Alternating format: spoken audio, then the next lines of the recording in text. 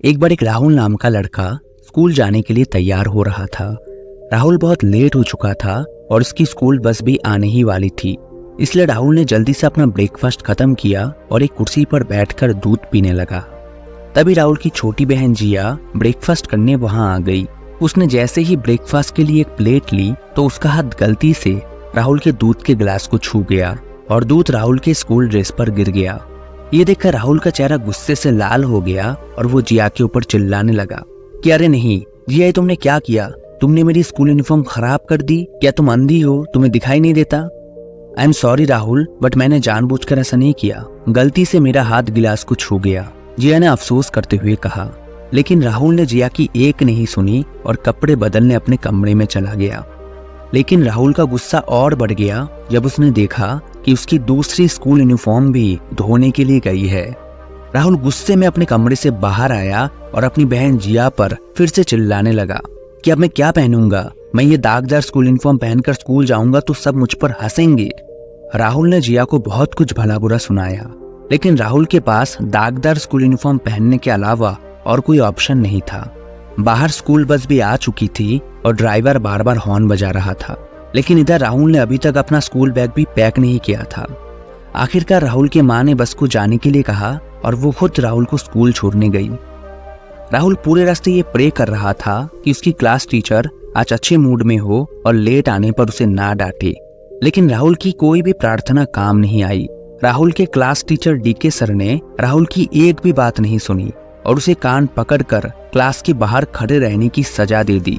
राहुल को बहुत शर्मिंदगी महसूस हुई और उसने अपनी सजा के लिए जिया को दोषी ठहराया और मन ही मन ये सोचने लगा कि वो आज घर लौटकर जिया को खूब डांटेगा। जब राहुल घर लौटा तब जिया ज्योग्राफी एग्जाम के लिए पढ़ाई कर रही थी। चेन्नई तमिलनाडु की राजधानी है। जिया भारतीय राज्यों की राजधानियां याद कर रही थी। कमरे में घुसते ही राहुल ने जिया से कहा, अरे मूर्ख, चेन्नई राजधानी नहीं है, मद्रास तमिलनाडु की राजधानी है। ये कहते हुए उसने जिया की ज्योग्राफी की नोटबुक छीन ली और बुक के पेजेस फाड़ दिए। बेचारी जिया ने आंखों में आंसू भरकर कागज के फटे हुए टुकड़ों को इकट्ठा किया। राहुल को हमेशा ये लगता था कि वो सही है और बाकी सब लोग गलत। थोड़ी ही देर में राहुल की माँ ने किचन से आवाज दी कि चलो बच्चों, डिनर तैयार है, मैंने आज पाव भाजी बनाई है।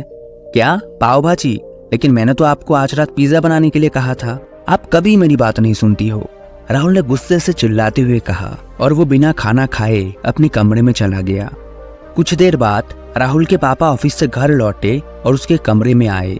राहुल अपने बिस्तर पर लेटा हुआ कुछ पढ़ रहा था। तुम्हारा दिन कैसा गया राहुल? पापा ने पूछा। राहुल दुखी हो गया और उसने अपने पापा को अपने घटिया दिन के बारे में बताया। उसके पापा ने उसकी बात ध्यान से सुनी और फिर शांति से कहा कि दूध गिरना महज एक दुर्घटना थी। तुम्हें गुस्सा इसलिए आया क्योंकि तुम्हें लगा कि तुम्हें नुकसान हुआ है। तुम्हारी स्कूल यूनिफॉर्म पर दाग लग गया है और तुम्हें दाग वाली स्कूल यूनिफॉर्म में स्कूल जाने में शर्म आ रही थी। लेकिन क्या तुमने अपने जीवन में कभी कोई गलती नहीं की? क्या तुमने कभी कुछ नहीं गिराया? तुम्हें स्कूल में पनिशमेंट मिली क्योंकि तुम लेट से स्कूल पहुंचे। लेकिन एक बात बताओ, अगर तुम एक रात पहले ही अपना स्कूल बैग पैक करने की आदत बना लोगे तो क्या कभी तुम्हारी स्कूल बस छूटेगी? क्या तुम कभी स्कूल लेट पहुंचोगे? तुमने अपना गुस्सा निकालने के लिए जिया की ज्योग्राफी की नोटबुक फाड़ दी और उसे दुख पहुंचाया। फिर तुम मम्मी पर भड़क गए क्योंकि तुम्हें डिनर में पिज्जा नहीं मिला। तुम्हें पता है राहुल, इंसान को गुस्सा तब आता है जब चीजें उसके हिसाब से नहीं होती और ऐसा इंसान अंदर ही अंदर गुस्से से जलता रहता है और फिर दूसरों को दुख पहुंचाता है। क्या तुम्हें दूसरों को दुख पहुंचाना पसंद है? राहुल ने आंखों में आंसू भरकर कहा, नहीं, मैं किसी को दुख नहीं पहुंचाना चाहता, लेकिन अब मुझे क्या करना चाहिए?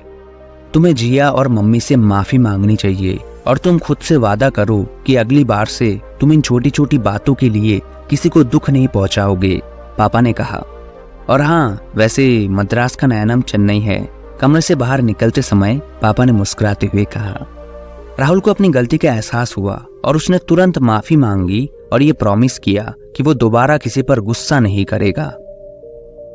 छोटी सी कहानी है, लेकिन हम सबको सिखाती है कि जिंदगी में बहुत ज्यादा जरूरी है अपने गुस्से पर कंट्रोल करना। क्योंकि आप चाहे 1000 बातें किसी के लिए अच्छी कहे, लेकिन एक बात अगर आप गुस्से में गलत कह देंगे तो आपका रिश्ता, आपकी दोस्ती, आपका प्यार वही टूट जाएगा।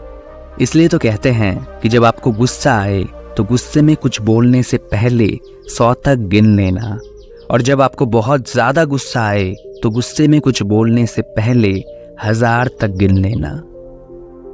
दोस्तों, मुझे उम्मीद है कि इस कहानी से आपको एक बहुत अच्छी सीख मिली होगी। वीडियो को लास्ट तक देखने के लिए दिल से आपका बहुत बहुत धन्यवाद। हमेशा खुश रहिए, मुस्कुराते रहिए।